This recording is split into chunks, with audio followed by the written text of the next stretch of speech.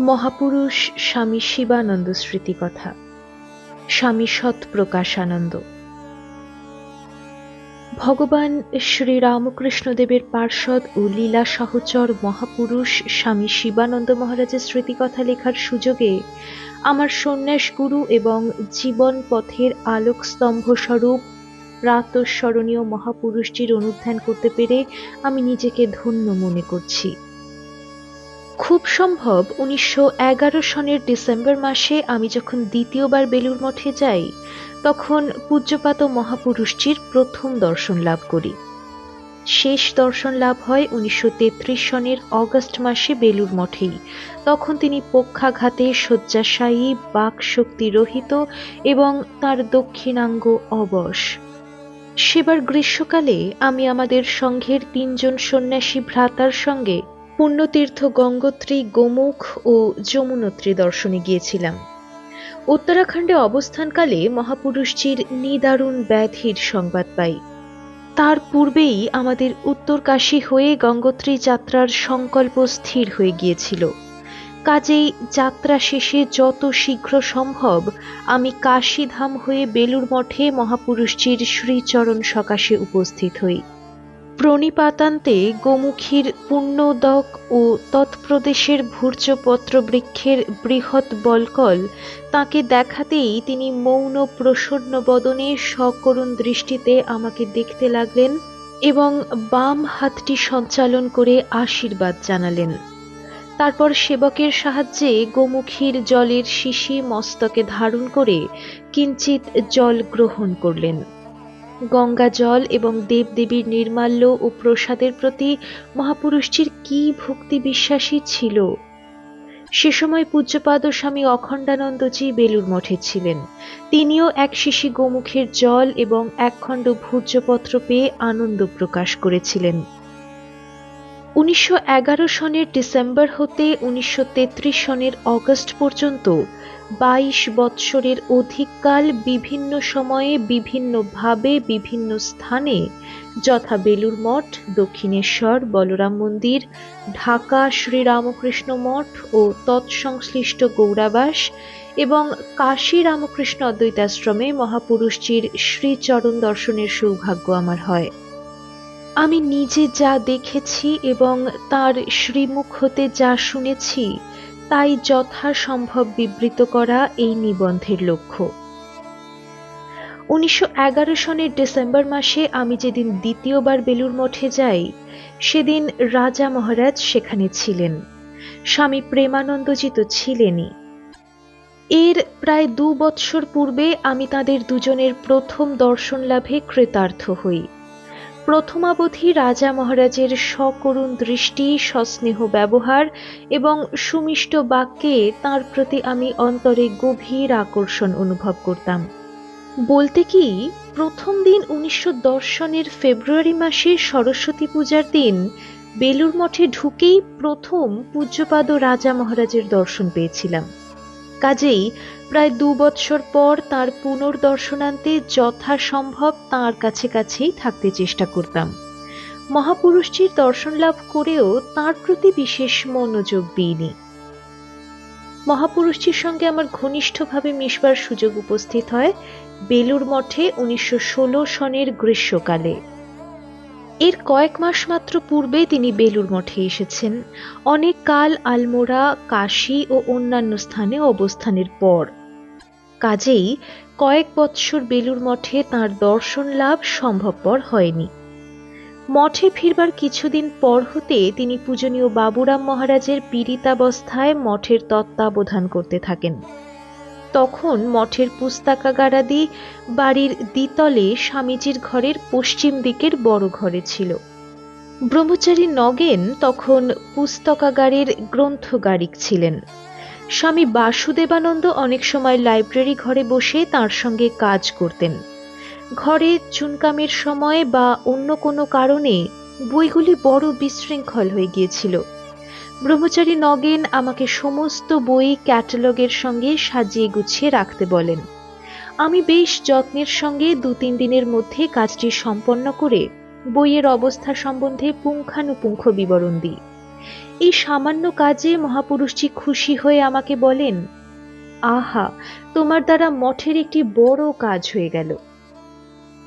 তার প্রসন্নতার কথা স্মরণ হলে তাকে আশুতোষ বলেই মনে হয়। সে সময় রোজ বিকেলে মহাপুরুষজি গঙ্গার ধারে জমিতে পাদচারণ করতেন। বেড়াবার সময় তাঁর পদক্ষেপ ও চলনভঙ্গি আমার কাছে রাজন্যচিত বলে মনে হতো। প্রতিবার ফিরবার সময় তিনি স্কন্ধদেশ যেভাবে আবর্তিত করতেন তাতে বীরত্বের ভাব ফুটে উঠত। কোনো কোনো দিন আমি যথোচিত ব্যবধানে মহাপুরুষজির অনুগমন করতাম। একদিন একটি নবাগত যুবককে দেখে বজ্রগম্ভীর স্বরে তিনি বললেন, remember, you are still under trial. মনে রেখো, এখনো তোমার পরীক্ষা চলছে। ছেলেটি ফরিদপুর হতে সাধু হবার সংকল্প নিয়ে মঠে এসেছিল, কিন্তু অল্প দিনের মধ্যেই কর্তৃপক্ষের আদেশে তাকে মঠ ত্যাগ করে গৃহে ফিরে যেতে হয়। একদিন বেড়াবার সময় আমি মহাপুরুষজিকে জিজ্ঞেস করেছিলাম, আচ্ছা মহারাজ, কেউ কেউ শ্রী শ্রী মায়ের কাছ থেকে দীক্ষা নেয়, কেউ কেউ মহারাজের কাছ থেকে দীক্ষা নেয়, এতে কোনো প্রভেদ আছে কি? তদুত্তরে তিনি বলেন, না, আমি তো কোনো প্রভেদ দেখি না। একই গঙ্গার জল যেন দুটি নলের ভিতর দিয়ে আসছে। একই ঠাকুরের শক্তি, ঠাকুরের কৃপা মা ও মহারাজের মধ্য দিয়ে প্রবাহিত হচ্ছে। একই বস্তু দুই আধারে। আর দেখো, দীক্ষা নেয়, এ তুমি কি বলছো? দীক্ষা পায়, দীক্ষা পায়, দীক্ষা পায়। শোনা মাত্র আমার যেন দীক্ষা সম্বন্ধে অন্তর্দৃষ্টি খুলে গেল। একটি মহা সমস্যার সমাধান হলো। মঠের পুরানো রান্নাঘরের পাশের ভোজনাগারে একদিন মধ্যাহ্নে পংক্তি ভোজনের সময় স্বামী বাসুদেবানন্দ মহাপুরুষজিকে জিজ্ঞাসা করেন, শুনেছি স্বামীজি আপনাকে মহাপুরুষ আখ্যা দেন, তা কখন এবং কি সূত্রে? মহাপুরুষজি কোনো উত্তর না দিয়ে গম্ভীরভাবে অবস্থান করেন। তখন অন্য একটি সাধু বলেন, আমরা শুনেছি যে ঠাকুরের শরীর যাবার কয়েক মাস পূর্বে স্বামীজি, আপনি ও কালী মহারাজ অর্থাৎ স্বামী অভেদানন্দ বোধগয়ায় যান। সেখানে বোধি বৃক্ষের নিচে যখন রাত্রিতে আপনারা ধ্যানে নিবিষ্ট ছিলেন, তখন স্বামীজি বুদ্ধদেবের ভাবে আবিষ্ট হয়ে তাঁর আবির্ভাব অনুভব করেন এবং বুদ্ধদেবকে আপনার মধ্যে অন্তর্হিত হতে দেখেন। সে অবধি তিনি আপনাকে মহাপুরুষ নামে অভিহিত করেন। তখন মহাপুরুষজি চুপ করেছিলেন। পরে গম্ভীরভাবে বলেন, তা হতে পারে, অথবা অন্য কারণেও হবে। এই ঘটনায় আমার ধারণা হয় যে মহাপুরুষ আখ্যা তাঁর কাছে অতি অকিঞ্চিতকর। এর কারণ গবেষণার কোনো মূল্য আছে বলে তিনি মনে করেন না, অথবা এমনও হতে পারেন যে কারণে স্বামীজি তাকে মহাপুরুষ নামে অভিহিত করেন তা তিনি নিজে প্রকাশ করতে ইচ্ছুক ছিলেন না। আমরা যতদূর জানি, মহাপুরুষজি যৌবনে অবস্থা বিপাকে সস্ত্রীক বাস করেও শ্রী শ্রী ঠাকুরের বিশেষ আশীর্বাদে অখণ্ড ব্রহ্মচর্য পালনে সমর্থ হয়েছিলেন। এ কথা শোনা মাত্র স্বামীজি তাকে উক্ত নামে অভিহিত করেন। একদিন একটি তুচ্ছ ঘটনায় তাঁর মহত্ব ও নির্বিকারত্বের বিশেষ পরিচয় পাওয়া যায়।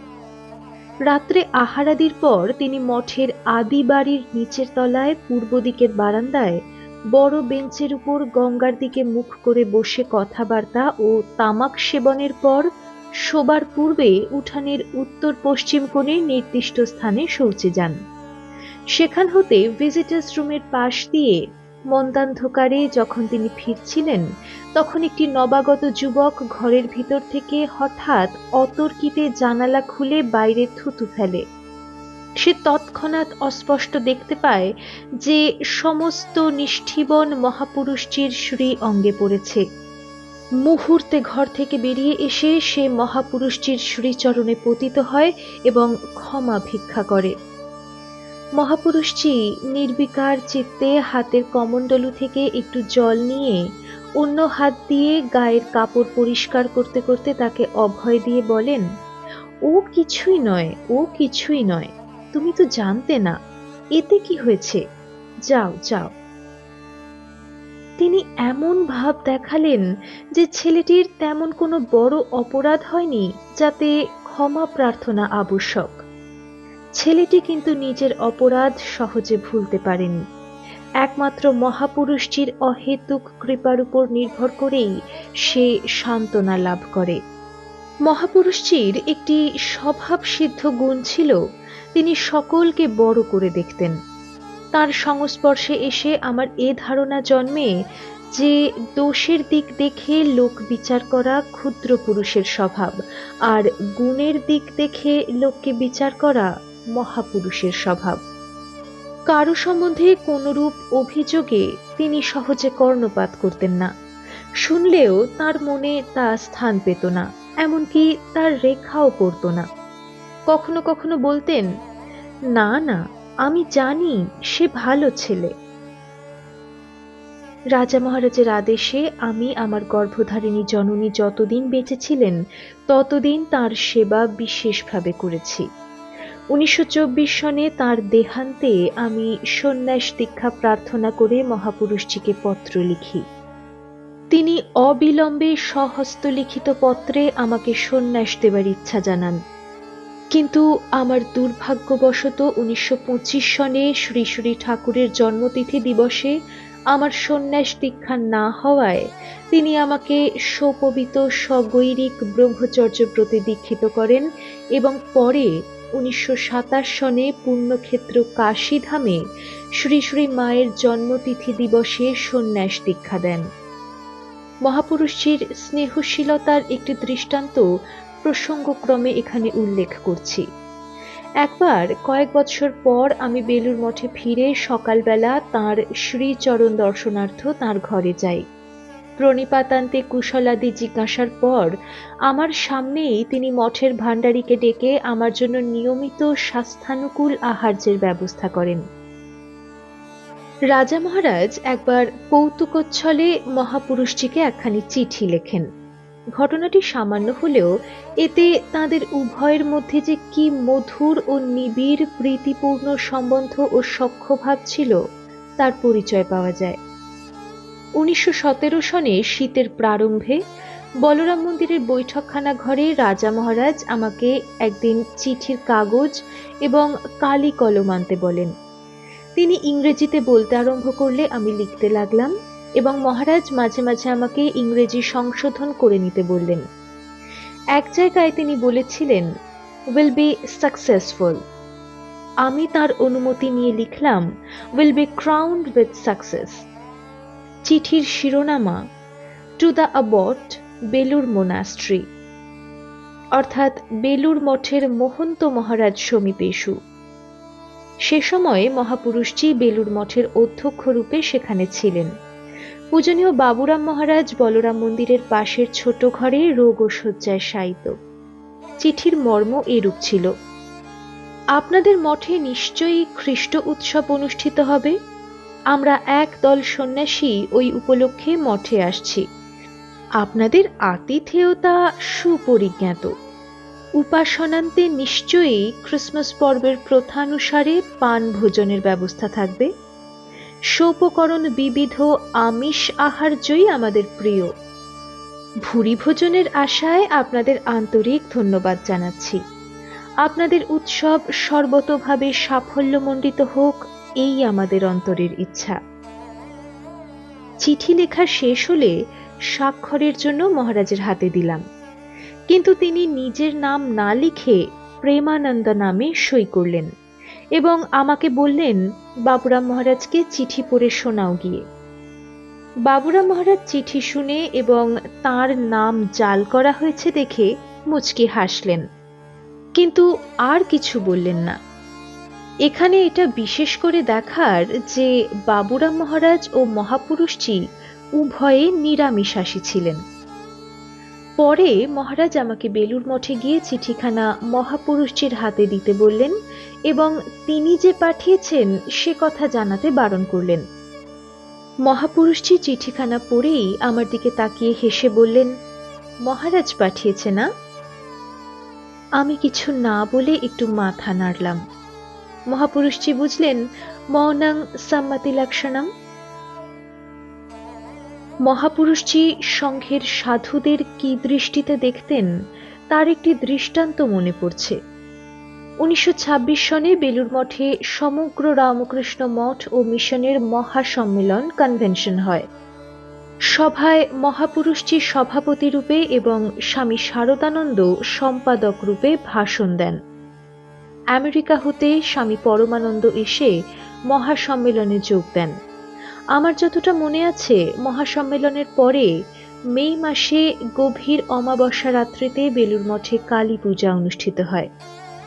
প্রথম প্রহরে স্বামী ওঙ্কারানন্দ অর্থাৎ অনঙ্গ মহারাজ মহাপুরুষজির অনুমতি নিয়ে পূজা আরম্ভ করেন। তন্ত্রধারকের বিশেষ সাহায্য না নিয়েই সমস্ত রাত একে একে তিনি সব পূজায় নিরবিচ্ছিন্নভাবে সম্পন্ন করেন। সকালে মহাপুরুষজিকে দর্শন ও প্রণামান্তে আমি বলি, অনঙ্গ মহারাজ পূজায় সিদ্ধহস্ত। সমস্ত রাত্রি একাসনে তন্ত্রধারকের সাহায্য না নিয়ে সকল পূজাই একাদিক্রমে অনুষ্ঠান করলেন। Very well trend. মহাপুরুষজি তখন হেসে বললেন, শুধু এই জন্মে নয়, জন্ম জন্মান্তরের সাধনার ফল। পূর্ব জন্মের সুকৃতি না থাকলে কেউ ঠাকুরের ঘরে আসতে পারে না। যারা ঠাকুরের দরজায় এসে জুটেছে তাদের বিশেষ সুকৃতিমান বলে জানবে। মহাপুরুষজি অত্যন্ত সারগ্রাহী ছিলেন। 1923 সনের প্রথম দিকে ঢাকার শ্রী রামকৃষ্ণ মঠে অবস্থানকালে তিনি একদিন ফরাশগঞ্জ গৌড়াবাসে উক্ত প্রতিষ্ঠানের সাপ্তাহিক অধিবেশনে উপস্থিত ছিলেন। সেদিন সভায় আমার উপর কঠোপনিষদ পাঠের ভার ছিল। আমি বঙ্গানুবাদ সহ নিম্নলিখিত শ্লোক দুটি পাঠ করি। আত্মানং রথিনং বিদ্ধি শরীরং রথমেব তু, বুদ্ধিন্তু সারথিং বিদ্ধি মনঃ প্রগ্রহমেব চ, ইন্দ্রিয়াণি হয়ানাহুর্বিষয়াংস্তেষু গোচরান, আত্মেন্দ্রিয় মনোযুক্তং ভোক্তেত্যাহুর্মনীষিণঃ।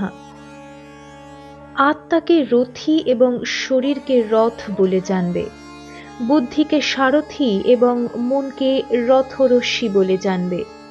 জ্ঞানীগণ ইন্দ্রিয় সমূহকে অশ্ব, ইন্দ্রিয়ভোগ্য বিষয়সমূহকে অশ্ব বিচরণ পথ বলে থাকেন এবং তারা শরীর, ইন্দ্রিয় ও মন সংযুক্ত আত্মাকে ভোক্তা বলে জানেন।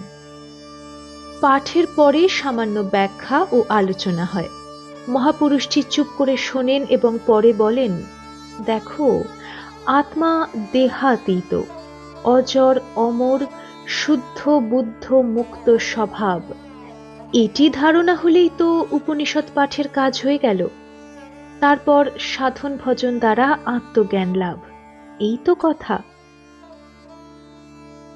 মহাপুরুষজির আহার সংযম সেদিনই আমি লক্ষ্য করেছিলাম। গৌড়াবাসে অধিবেশনের পর তার নৈশ ভোজনের ব্যবস্থা ছিল। ভিতর বাড়িতে দোতলার বৈঠকখানার ঘরে শ্বেত পাথরের একটি বড় গোলাকার টেবিলের উপর বহু প্রকার খাদ্য ছোট ছোট পাত্রে সাজিয়ে রাখা হয়েছিল। ওদিককার মেয়ে ভক্তরা নানাবিধ অন্নব্যঞ্জন ও মিষ্টান্ন প্রভৃতি নিজেরা তৈরি করে এনেছিলেন। মহাপুরুষজি একটি চেয়ারে আহার করতে বসেন। একে একে সব রকম খাবার আঙ্গুল দিয়ে মাত্র স্পর্শ করে জিহ্বায় ছোঁয়ালেন এবং বারবার বললেন, বেশ বেশ, খুব সুস্বাদু, অতি উপাদেয়। কিন্তু কোনো খাবারই আর দ্বিতীয়বার আস্বাদন করলেন না। আমি যতটা জানি তার প্রতিদিনকার আহার্য ছিল প্রধানত পাঁচনের মতো নিরামিষ ঝোল ও সামান্য অন্ন এবং মিষ্টির মধ্যে একটু সন্দেশ। ঢাকা মঠে একদিন শ্রী শ্রী ঠাকুরের সমাধি সম্বন্ধে জিজ্ঞেস করায় বলেন, সমাধিকালে ঠাকুরের মুখমণ্ডল আত্মজ্যোতি ও আনন্দে উদ্ভাসিত হয়ে যেত। নিত্যগোপালেরও ভাব সমাধি হতো, কিন্তু তাকে দেখে মনে হতো ভিতরে নিরানন্দ, যেন কত যন্ত্রণা। ঢাকাতে অনেক দীক্ষা প্রার্থীর আকুল আগ্রহে স্বামী ব্রহ্মানন্দ মহারাজের অনুমতিক্রমে ও ঢাকা মঠাধ্যক্ষের বিশেষ অনুরোধে মহাপুরুষজি দীক্ষা দিতে সম্মত হন। কিন্তু দীক্ষা দেবার পূর্বে সংঘাধ্যক্ষ শ্রী মহারাজকে অনুমতির জন্য তিনি পত্র লেখেন। পত্রোত্তরে ব্রহ্মানন্দ মহারাজ তার করে সাগ্রহে মহাপুরুষজিকে দীক্ষা দেবার জন্য উৎসাহিত করেন। এর আগে মহাপুরুষজি কাকেও মন্ত্র দীক্ষা দিতেন না। কদাচিৎ ২-৪ জনকে সাধন ভজন সম্বন্ধে উপদেশ দিয়েছেন, আমি যতদূর জানি। কিন্তু এর অল্প কিছুদিন পরেই মহাপুরুষজি তার যোগে শ্রী মহারাজের কঠিন পীড়ার সংবাদ পান। মহারাজের জন্য বিশেষ চিন্তিত হয়ে তিনি আর কাল বিলম্ব না করে কলকাতা চলে আসেন এবং বলরাম মন্দিরে তাঁর রোগশয্যা পার্শ্বে উপস্থিত হন। রাজা মহারাজের অন্তিমকাল পর্যন্ত তিনি সেখানে ছিলেন। ১৯২৭ সনে কাশী অদ্বৈতাশ্রমে শ্রী মহাপুরুষজির জন্মতিথির দিন তাঁর বিধবা বোন সেখানে এসে প্রায় সমস্ত দিন ছিলেন। তিনি তখন কাশী বাস করছিলেন। খুব সম্ভব অদ্বৈতাশ্রমের তখনকার অধ্যক্ষ স্বামী নির্ভরানন্দ তাকে আসতে বলেছিলেন। বোনের সঙ্গে কথাবার্তায় ও ব্যবহারে মহাপুরুষজির কোনো রকম বিশেষ প্রীতি, অভিনিবেশ, উপেক্ষা বা অবজ্ঞার ভাব প্রকাশ পায়নি। মহাপুরুষজির এই চিত্তসাম্য আমি বিশেষভাবে লক্ষ্য করেছিলাম। এ কথা যখন ভাবি তখন গীতার এই শ্লোকটি মনে পড়ে, ইহৈব তৈর্চিতঃ সর্গো ইয়েষাং সাম্যে স্থিতং মনঃ নির্দোষং হি সমং ব্রহ্ম তস্মাৎ ব্রহ্মণি তে স্থিতঃ। অর্থাৎ যাদের মন সাম্যে অবস্থিত তারা জীবিত অবস্থাতেই সংসার জয় করেছেন, অর্থাৎ জন্ম মৃত্যু প্রবাহ জয় করেছেন। যেহেতু ব্রহ্ম সম ও নির্দোষ, সুতরাং তারা ব্রহ্মে অবস্থিত। মহাপুরুষজির আদেশেই আমি দিল্লি আশ্রমের ভার নিয়ে ৫ বৎসর দিল্লিতে কাজ করেছিলাম, ১৯৩১ থেকে ১৯৩৬ খ্রিস্টাব্দ পর্যন্ত। সেখানকার কাজে যা কিছু সাফল্য হয়েছিল তাও মহাপুরুষজির আশীর্বাদের ফল বলেই আমার ধারণা। মহাপুরুষজি ভগবানে আত্মসমর্পণের যেন প্রতিমূর্তি ছিলেন এবং তিনি ঠাকুরগত প্রাণ ছিলেন। এটি তার প্রধান বৈশিষ্ট্য বলে মনে হয়। একবার আমি গ্রীষ্মের সময় দিল্লি হতে মঠে এসেছি। সে সময় একজন প্রবীণ সন্ন্যাসীর সঙ্গে দেখা হওয়ায় তিনি আমাকে বলেন, মহাপুরুষজির ভিতরে বর্তমানে অদ্ভুত শক্তির বিকাশ দেখা যাচ্ছে। তার প্রবল আকর্ষণে দূর দূরান্তর হতে অনেক উচ্চপদস্থ ব্যক্তি, গণ্যমান্য সম্ভ্রান্ত ভদ্রলোক, ভদ্রমহিলা, এমনকি রাজা রানী পর্যন্ত মঠে আসছে। আমি অবাক হয়ে সব শুনলাম। এরপরেই আমি মহাপুরুষজিকে দর্শন করতে যাই।